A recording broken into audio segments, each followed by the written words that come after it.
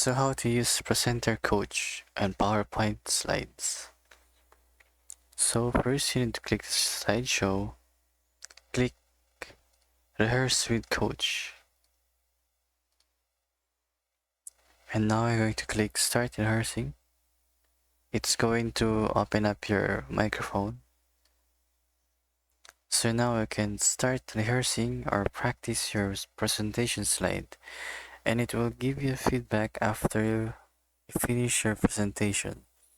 So hello, mic test. So after it, click the pause session, click escape, and now you will see the summary or the feedback. So you can see 17 seconds, one slide only, pronunciation, repetitive language, inclusiveness, the pitch, originality.